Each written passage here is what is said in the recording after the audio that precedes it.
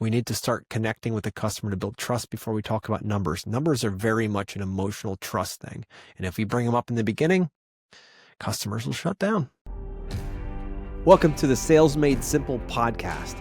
This podcast is dedicated to helping overwhelmed outdoor living professionals, landscapers, and hardscapers just like you increase your closing rate to over 75% without doubling your workload so you can build a seven-figure business that doesn't need you.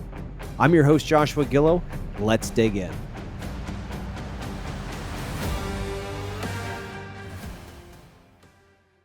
These are the top 2 things to never say when you go on a sales call.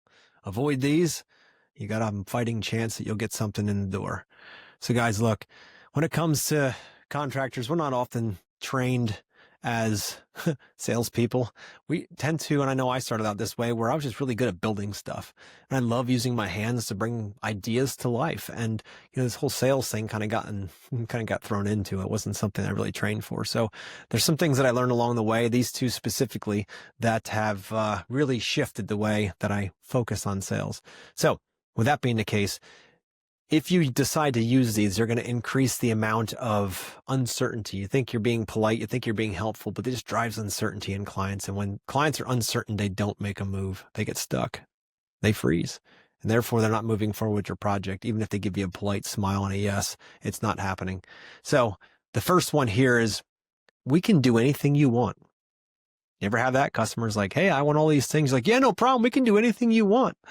And we think we're being helpful, but unfortunately what happens is the client hears, you have no process, because there's nobody can be good at everything. And you're definitely not a leader, because if you were a leader, then there'd be something you do really well. That's why there's home builders and pool builders and landscapers and hardscapers and, deck builders. That's why there's specialties, because you can be really good at one thing. So if you say you can do everything, we can do anything that you want, customers think, yeah, well, they probably tell it to everybody. One day they're digging a trench. The next day they're putting a roof on a house. The next day they're washing a dog. I mean, think about it. The customer's mind goes all over the place. What they want is a guide, a specialist, someone who's mastered what they're doing, or at least on the path of mastery. You can't master everything. So when we say things like, oh, we can do anything you want, the client thinks, yeah, probably not that well. Probably not going to be very good at what they're going to do. It actually kills confidence. That flexibility kills confidence. So it's very important that you understand that that is not something you should be focusing. We need to get the clients to understand exactly what you do really well, and make sure that they don't think that you're just a jack of all trades and a master of none, because that'll drive your perceived value through the floor. Think about it. When you go to a doctor and you're just going to a general doctor versus going to a specialist, do you expect to pay more or less when you go to that specialist than your general doctor? Think about it. It's the same basic idea here. So if you're doing that, if you're saying, yeah, we can do anything you want, you're going to be digging your own grave when it comes to putting price on the table. Because once you do, they're going to be like, well, I'm not confident he can do well, but he says he can do it. I'm not really sure, regardless of how confident you are. So be careful. Specializing is really where the money's at. That's where you can offer and ask for a premium when it comes to your price and designs. If you're just a jack of all trades, well, you're always going to fight the battle of price. That's just what it is. The next one up here. Actually, no, before we get to the next one, I want to share what you can actually say instead of, we can do anything you want. You could say something like, there's a lot of directions we can go, but based on what I'm hearing, I got a few ideas that will work best for your lifestyle, budget, and vision. Are you open to exploring those? And let the client decide. There's a lot of things you can do. I know how skilled your hands are. Most contractors are good at doing a bunch of stuff, right? It's almost part of the trade. You have to be able to do a bunch of different things. I know I grew up doing just about everything, from changing engines in cars to digging ditches to planting trees to roofing buildings to putting windows in to doing just about everything because we had to. But, there's certain things that we're really good at and certain things that we aren't. So we have to be very careful. So instead of saying we can do anything you want, basically you're saying, hey, we have a lot of options here, but let's focus on what's going to make the most sense for you. Let's explore those together, and that'll help shift that for you. Next up is, and this is my favorite one that so many contractors lead with right up in the beginning. It's, what's your budget, right? By asking a client, hey, Mrs. Jones, how you doing? What are you thinking about? I need a patio. What's your budget? An immediate response. What you're basically saying is, I don't give a shit. I don't care. What I do care about is, are you going to waste my time? And that's what it comes across as, even though I know most contractors don't think that way.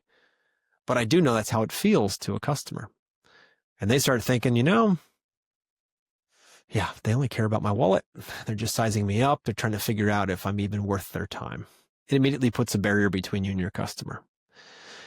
Here's something you could say instead. Not that budget isn't a great conversation, and we will have lots of conversation about budget in this course, exactly how to do it. Not to lead with. We need to build a relationship. We need to start connecting with the customer to build trust before we talk about numbers. Numbers are very much an emotional trust thing. And if we bring them up in the beginning, customers will shut down. And when they shut down, there's no way in. And once there's no way in, there's no way to serve and help, right? There's no way to guide somebody who doesn't want to be guided. So instead of that, you might say something like, if everything lined up perfectly and you love the plan, what kind of investment would you feel right to create the space your family can enjoy for years?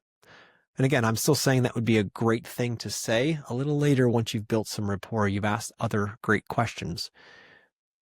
Like, what would the ideal dream space look like for you in the backyard? Or how do you envision your family using this space? Or like I said in the last segment about, what about the last contractor did you dislike? So you get a sense of how they like to buy and if you're going to be a good fit. But when you spin this around after those conversations and you finally get into the end, 3/4, 7/8 of the way through, you can start talking about budget because you've built value, you've built rapport, you've built trust. The client's like, yeah, you know what? Yeah, I kind of like this guy. I like this gal. They're really awesome. I can't wait to work with this team. And then all of a sudden they loosen up their grip on that number, that budget number, and they're more open to the conversation. That's why it's so important. Don't lead with this, please. Don't lead with this. You're just destroying your close rate by doing this. Budget is important, but there's a place and a time for it. And it's later in the conversation. So again, if you want to hear that, if everything lined up perfectly and you love the plan, what kind of investment would you feel right to create a space your family can enjoy for years? And they're going to give you a number. Most of the time it's low because they don't know. They're not going to say, I've got 100% of the budget right here. It is.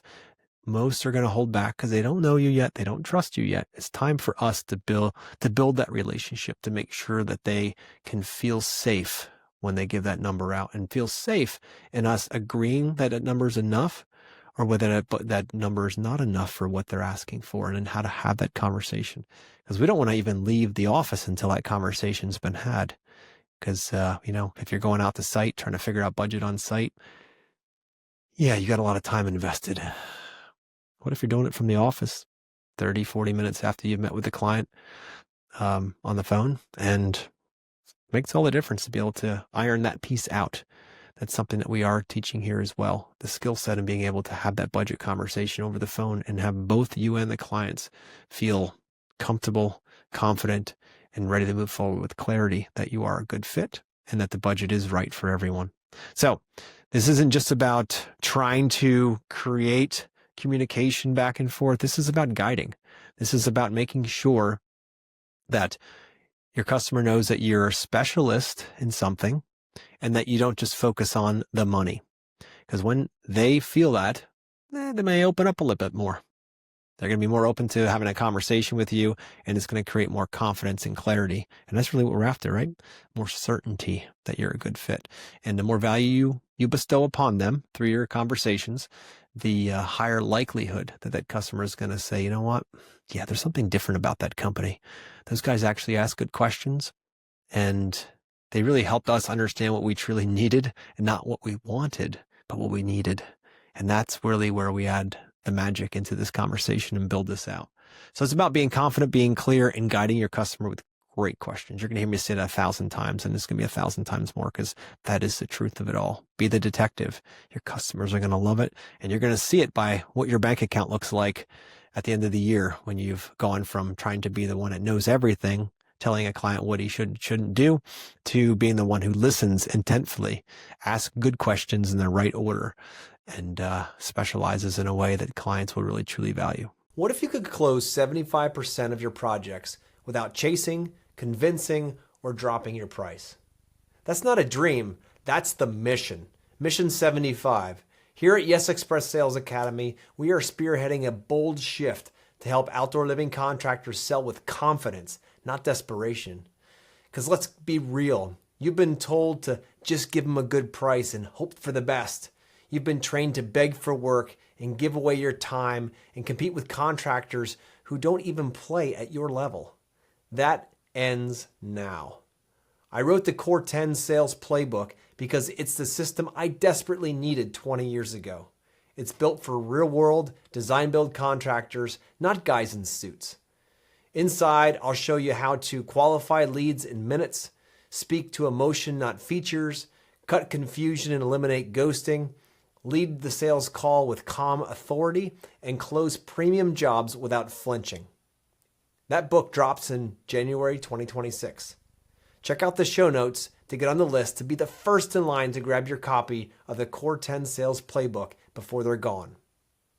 This isn't about working harder, it's about selling smarter, and it starts now. Let's raise the standard together.